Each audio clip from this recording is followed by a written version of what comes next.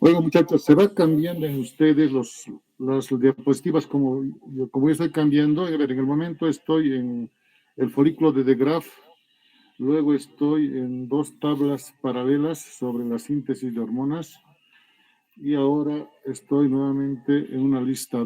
¿Está cambiándose también en ustedes las diapositivas? No, doctor, no se está No, viendo. doctor. Creo que no, ¿verdad? Porque si se han callado, quiere decir que no. Qué problema, esperamos de como lo de ayer, pero no sé por qué.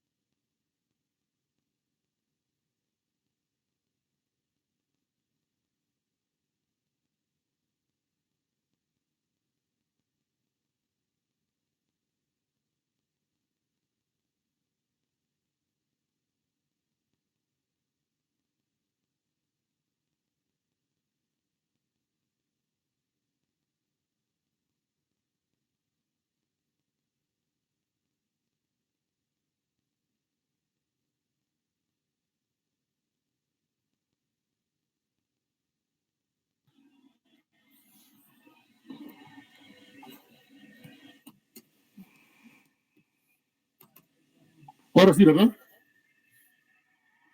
Hola, hola. Doctor, ahorita está en una diapositiva que dice importante. Perfecto. Entonces, a partir de eso, ayer habíamos quedado hasta acá, hasta el ciclo reproductivo femenino, donde veíamos las características del ciclo ovárico, el ciclo endometrial o ciclo uterino, que también se llama. Habíamos visto que la primera fase se llama estrogénica por influencia de los estrógenos y la segunda fase progestacional por influencia de la progesterona, ¿verdad? Entonces, continuamos. Algunos detalles importantes que he querido remarcar para el conocimiento de ustedes. Por ejemplo, que las únicas células ováricas que tienen receptores para la hormona folículo estimulante precisamente son las células de la granulosa. Fíjense, esta capita interna de células y las que están rodeando completamente al óvulo, formando el cúmulo oforus, todos estos corresponden a las células de la granulosa, donde existen receptores para la FSH. Otro aspecto, que estas células de la granulosa pueden producir los tres tipos de esteroides, es decir, estrógenos, progesterona y andrógenos. Algo también importante, que la LH, la hormona luteinizante, estimularía en las células de la TEC, es decir, estas células que se encuentran por fuera formando la TEC interna y la TEC externa, particularmente la TEC interna, la formación de andrógenos. Sabemos que los andrógenos son hormonas esteroideas, por lo tanto, su formación de andrógenos es a partir del núcleo del colesterol, el denominado ciclopentano peridrofenantreno.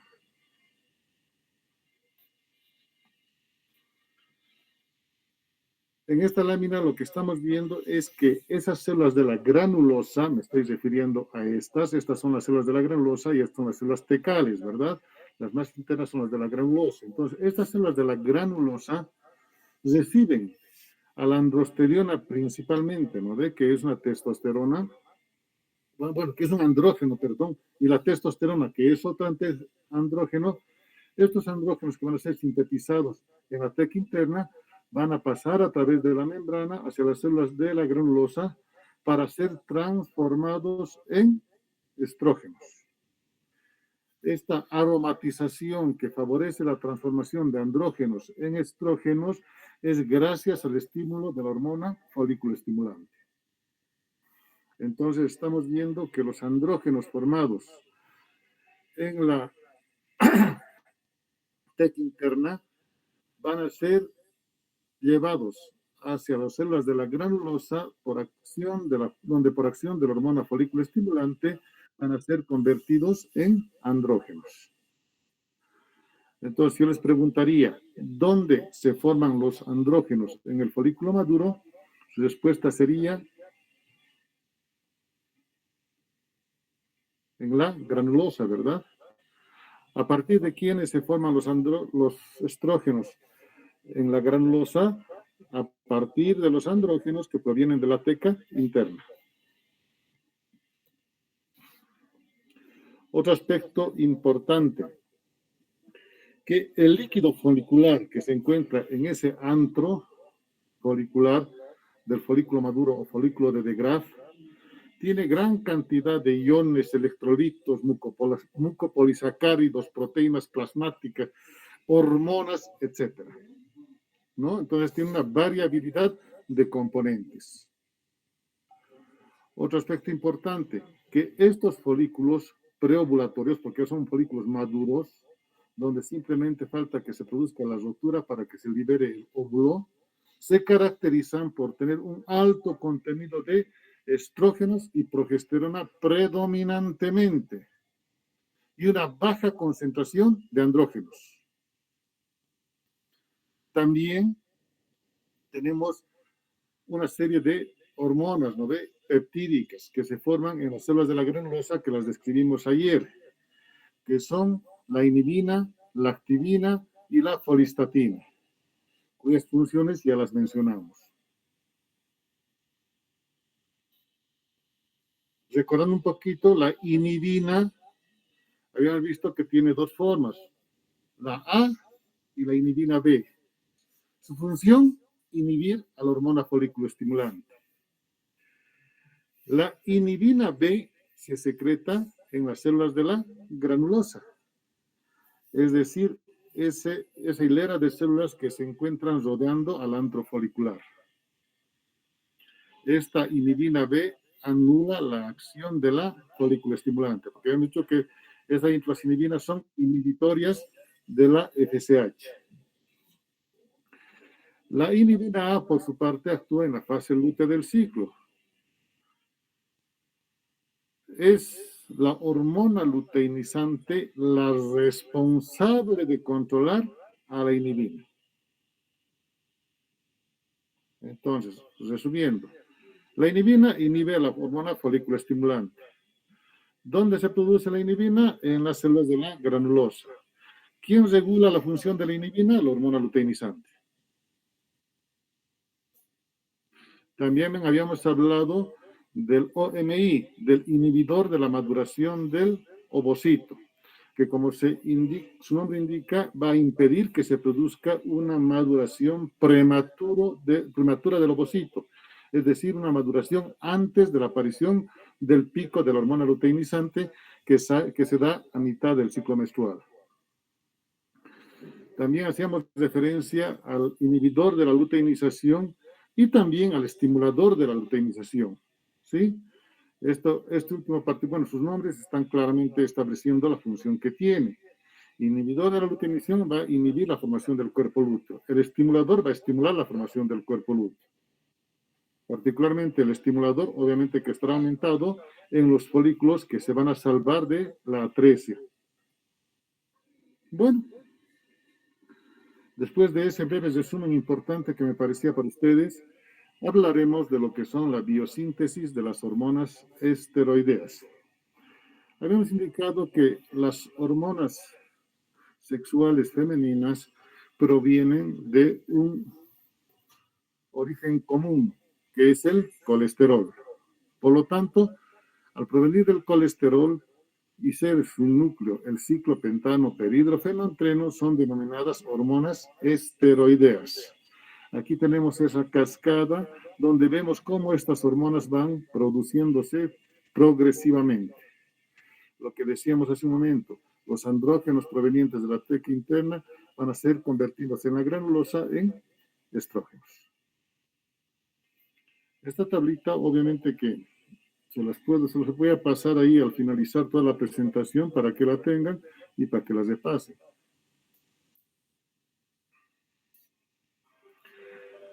Se dice que el 60 a 90% de los principales esteroides sexuales, el estradiol y testosterona, en este caso el estradiol en las mujeres, la testosterona en los varones, va a estar unida a una beta-globulina. Entonces, esa beta-globulina o transportador de esteroides es conocida como la globulina fijadora de hormona sexual. Globulina fijadora de hormona sexual. Está en inglés. El 10 a 40% se une a la albúmina, que es una proteína. Y el 1% apenas es aquella que libremente está llevándose a través del plasma, sin unirse a ningún transportador, sin unirse a ninguna proteína. Aquí vemos que la hormona esteroidea pasa al interior del citoplasma donde se va a unir a su receptor. Este complejo hormona-receptor es introducido al interior del núcleo para su acción correspondiente. Pero también no solamente puede pasar al interior del núcleo formando el complejo hormona-receptor, sino simplemente puede pasar como hormona y como receptor independientes, donde recién al interior del núcleo se unen para ejercer su acción. Su acción final, la síntesis proteicas, dependiendo del tejido con características distintas. Pero ¿cuáles serán las acciones de los estrógenos, de una de las principales hormonas sexuales femeninas? Será por una parte el desarrollo de los caracteres sexuales secundarios. Entonces surge la pregunta, ¿no? Para ustedes, ¿cuáles son los caracteres sexuales primarios? ¿Ok? ¿Qué me responden?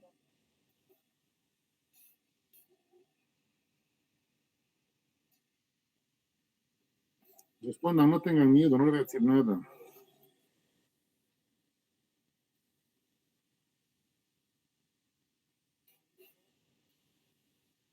Los aparatos reproductores femeninos y masculinos.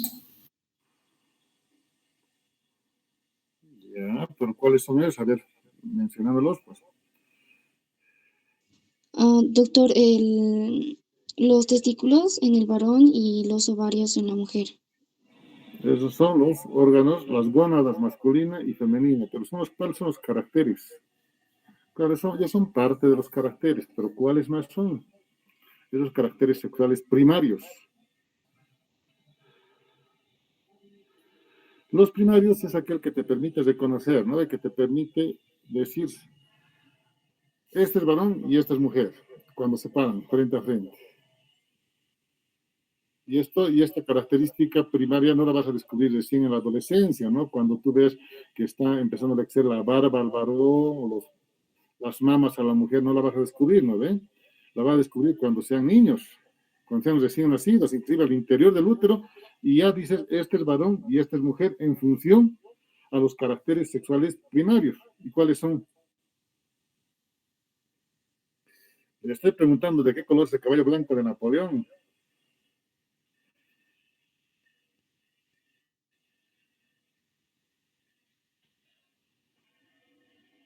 Los genitales, pues, ¿verdad?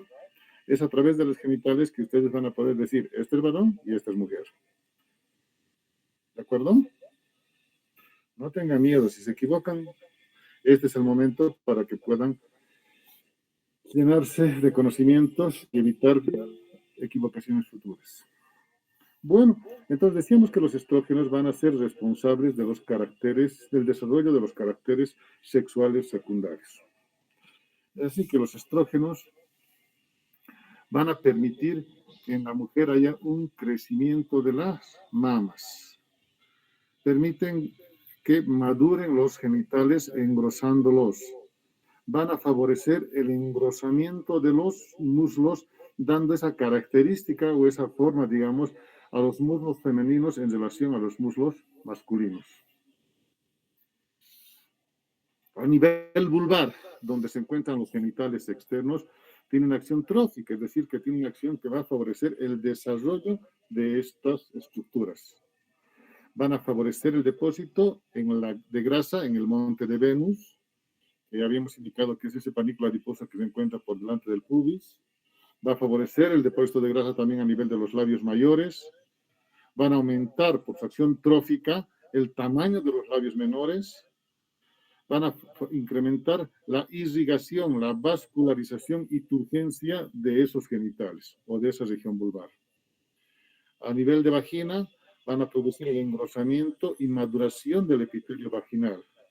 Eso significa que va a pasar de un epitelio cúbico a un epitelio estratificado. A nivel del denominado cervix o cuello uterino, que estamos señalando en la gráfica, donde están limitados por el orificio cervical externo y el orificio cervical interno, durante la pubertad, por acción estrogénica, las dimensiones uterinas van a aumentar al doble o al triple de su longitud particularmente. Van a aumentar el conducto endocervical, es decir, aquel conducto que está limitado por el orificio cervical interno y el orificio cervical externo. El epitelio del ectocervix van a experimentar los mismos cambios que el vaginal, es decir, que se van a transformar en un epitelio estratificado. También por acción estrogénica, el endocervix, es decir, este conductito que está entre el orificio cervical interno y el orificio cervical externo,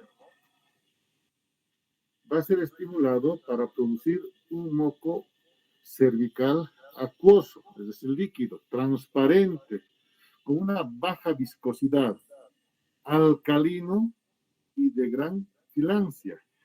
Al ser acuoso, tener una baja viscosidad, ser alcalino, va a ser muy favorable para que los espermatozoides puedan penetrar hacia el interior del útero.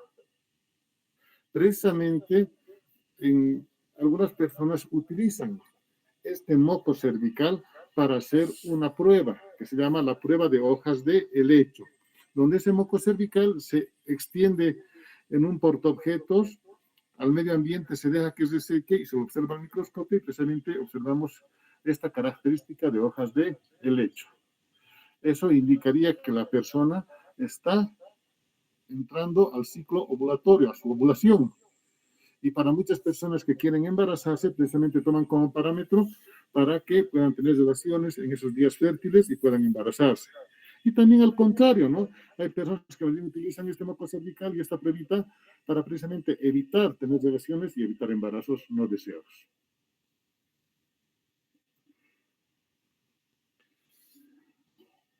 A nivel del endometrio, los estrógenos van a inducir, habíamos dicho, particularmente en la primera mitad del ciclo, el crecimiento y la proliferación de todos los elementos que constituyen el endometrio. Es decir, las glándulas endometriales, el epitelio endometrial, el estroma endometrial. A nivel del miometrio o músculo uterino, van a favorecer el crecimiento del útero.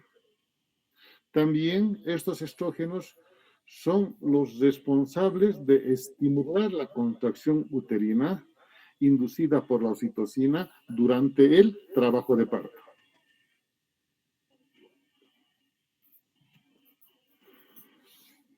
A nivel de las trompas, también van a favorecer, estimulando las contracciones, las células glandulares que se encuentran al interior de las trompas de Falopio van a proliferar, es decir, se van a agrandar.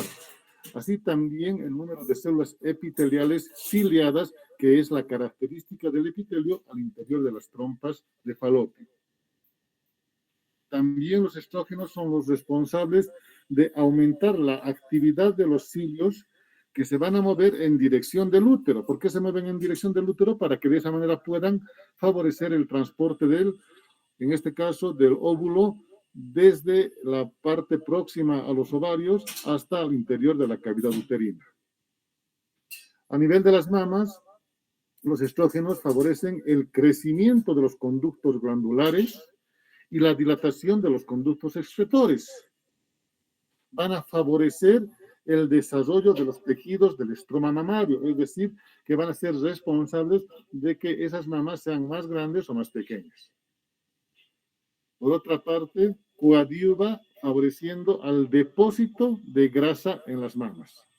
En resumen, los estrógenos son responsables del crecimiento mamario en las mujeres.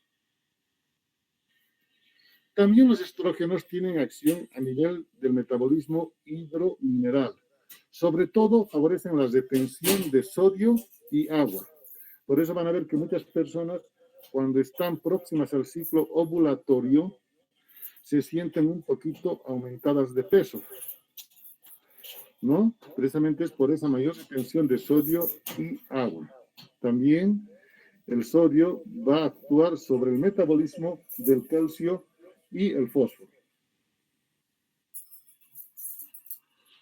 A nivel del tejido óseo, muy importante, aceleran la maduración ósea. Van a producir un aumento del crecimiento en longitud de esa persona durante la pubertad. Esto gracias al incremento de los osteoblastos, es decir, los estrógenos van a favorecer que haya una mayor producción de osteoblastos. Pero posteriormente a ese estímulo se produce el cierre de las metáfisis. Si recuerdan qué es la metáfisis, es la región que se encuentra entre la diáfisis y la epífisis, ¿no ven? En la parte estrecha o como le podemos llamar, la parte que relaciona ambas estructuras, epífisis y diáfisis, esa es la metáfisis. Esos son los huesos largos. Como se cierra y favorece el cierre de estas metáfisis, también van a detener el crecimiento. Por eso que algunas personas van a notar de que cuando empiezan a tomar o experimentalmente o a veces equívocamente en edades precoces hormonas, de pronto empiezan a crecer aceleradamente, ¿no? Entonces empiezan a tener un tamaño por encima del que tienen las niñas de su edad. Pero esa es una primera fase, porque como así acelera el crecimiento, también estamos viendo que los estrógenos favorecen el cierre de la metáfisis.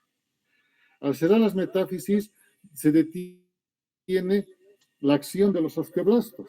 Si se detiene la acción de los osteoblastos, esa persona deja de crecer. Entonces, si me permiten el ejemplo, esa persona, digamos, que tenía que tener una talla de 1,40 para la edad que tenía, por acción de los estrógenos aceleradamente ha crecido y alcanza una talla de 1,50. Pero las demás personas que han ido progresivamente creciendo conforme su organismo y la naturaleza así lo ha definido, van a llegar un año después, digamos, a tener esa talla de 1,50, pero 2 años después van a estar por encima de esa talla, llegando a 1,60, 1,70. En cambio, esa persona que creció aceleradamente se estancará en 1,50 y no podrá avanzar más en la talla por acción del cierre precoz de sus metáfisis por acción de los estrógenos. Entonces no es nada bueno estar, porque alguna vez yo escuchaba y decían, hay que dar estrógenos para que crezca. No, señores. Si bien puede tener un crecimiento rápido, acelerado en una primera fase, pero después se va a estancar su crecimiento y no va a llegar a la talla que podría haber tenido. Por otra parte, los estrógenos van a regular la masa ósea, sobre todo por esa acción osteoclástica que también tiene. A nivel, bueno, cuando uno llega a la menopausia, cuando una mujer llega a la menopausia, ¿qué es la menopausia? Cuando existe la finalización, deja de tener la acción osteoblástica, es decir, de la acción de generar tejido óseo. Al disminuir la generación de tejido óseo, obviamente que va a disminuir la matriz ósea y también disminuirán los depósitos de calcio y fósforo en el hueso. Es decir, van a condicionar la osteoporosis. Fíjense cómo es un huesito normalmente en esta lámina y un huesito como consecuencia de la osteoporosis, que es más susceptible a las fracturas, ya que son equivalentes a huesos galleta, ¿verdad? Dependiendo a la severidad de esa osteoporosis. Pero antes de que me pase, hago una recomendación, principalmente para las damas. Y obviamente para los varones, porque también en los varones hay osteoporosis, por si acaso. No crean que la osteoporosis es sinónimo de las mujeres. El mejor momento para prevenir la osteoporosis no es cuando una persona está llegando a la menopausia. El mejor momento es precisamente la edad que tienen ustedes desde la infancia. Infancia, adolescencia, juventud, es donde uno tiene que tener los depósitos para enfrentar la menopausia. ¿A qué me refiero? A que deban hacer ejercicio que favorece el desarrollo del tejido óseo, puedan ingerir leche o derivados de la leche, porque tiene calcio, tiene vitamina D, tiene fósforo, todo aquello que coadyuva a la formación de ese tejido óseo. Entonces, teniendo una buena estructura, un buen armazón óseo, puedan enfrentar de una mejor manera la menopausia, es decir, tener menor susceptibilidad, por ejemplo, a las fracturas. Pero aquellas personas que tardíamente quieren compensar, pueden retrasar la severidad de la osteoporosis, pero menopausia y sobre todo los niñez, adolescencia, juventud, como les decía. También los estrógenos van a actuar a nivel del metabolismo lipídico. Van a aumentar la lipemia. ¿Qué significa lipemia? El incremento de la concentración de lípidos en sangre y la colesterolemia, es decir, el aumento de colesterol. Reducir el depósito en el tejido subcutáneo. Esto es precisamente favorable para las mujeres, porque principalmente esos depósitos de lípidos se van a dar a nivel de las mamas, de las regiones glúteas, a nivel de los muslos, y esos depósitos son los que van a la figura femenina. Gracias a los estrógenos, los niveles de colesterol los va a mantener bajos, favorece el incremento del HDL y disminución de la LDL. ¿Qué es HDL y LDL? Las lipoproteínas de alta y baja densidad, doctor. Correcto, muy bien, esas son. También los estrógenos pueden influir en el comportamiento emocional. Alguna vez han escuchado la palabra, ¿no ve? Ven a una mujer renegando y debe estar ovulando, dicen, ¿no ve? Comúnmente. Y precisamente porque han visto que a nivel, antes del pico de la ovulación, los estrógenos, bueno, antes de la ovulación, los estrógenos tienen un pico. Y se dice que estos estrógenos pueden influir sobre los cambios del humor. Pueden provocar la irritabilidad o también pueden provocar la depresión. Y algo importante, estimula la libido. Como la naturaleza es sabia, ese pico de los estrógenos produce un mayor libido en las mujeres y de esa manera una mayor tendencia a que puedan tener relaciones con la finalidad de procrearse, porque sabemos que esos estrógenos tienen su pico, digamos, 24 a 48 horas antes de la ovulación, y eso va a favorecer, digamos, a que si estimula la libido, a que puedan tener relaciones en esos días fértiles y de esa manera tener la herencia futura. Sobre el metabolismo proteico, van a favorecer la síntesis de proteínas. En las mujeres algo importante, van a estimular el crecimiento y desarrollo de la piel, que será blanda, lisa. ¿Será más gruesa que de niños? Sí. También va a estimular el desarrollo de las mucosas. Gracias a los estrógenos, las mujeres, a diferencia de los varones, no tienen el acné. Y si tienen, obviamente que eso es por una alteración a nivel hormonal, pero comúnmente van a ver que la piel de las mujeres siempre es más fina que de los varones. En cambio, en los varones, los andrógenos son los responsables de que tengan el acné. Por otra parte, los estrógenos van a favorecer la pigmentación de la areola mamaria y de los genitales. En el sistema eritropoyético, es decir, en la sangre, van a activar la eritropoiesis. Se activa la eritropoiesis, estamos diciendo que los estrógenos van a favorecer la formación de glóbulos rojos.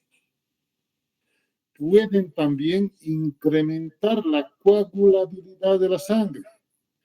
¿Y esto por qué? Porque van a incrementar los factores de la coagulación 2, 7, 9 y 10. Y van a disminuir la antitrombina 3. Por eso que para cuando una persona se le dice, no ve, señora o señorita, generalmente las señoras o señoritas son las que más tienden a utilizar los anticonceptivos orales para evitar embarazos. Pero se le dice, no, señora, uno de los principales requisitos. Hay que descartar que usted tenga, por ejemplo, tendencia a hacer trombos. ¿Y quiénes tienen tendencia a hacer trombos, por ejemplo? Aquellas personas que tienen las varices marcadas, ¿no? Por el estancamiento de la sangre, que pueden favorecer la coagulación intravascular. Si a esa persona encima le damos estrógenos, imagínense el favor que le estamos haciendo. Por eso que también hay algunas contraindicaciones a la hora de utilizar anticonceptivos que tengan estrógenos.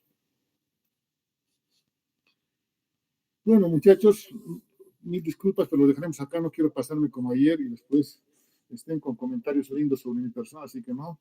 Lo dejaremos aquí, mañana continuamos. Mil disculpas, pero lamentablemente hoy no ha sido posible por la interferencia que tengo. Estoy en el Hospital de la Mujer, donde lamentablemente la captación del señal de internet es bajísima y eso ha dificultado un poquito hasta que ubique un ambiente que por lo menos me daba señal estable. Muchas gracias. Nos vemos mañana, que será puntual. Esta vez, palabra, compromiso de Boy Scout. No sé si hay alguna pregunta.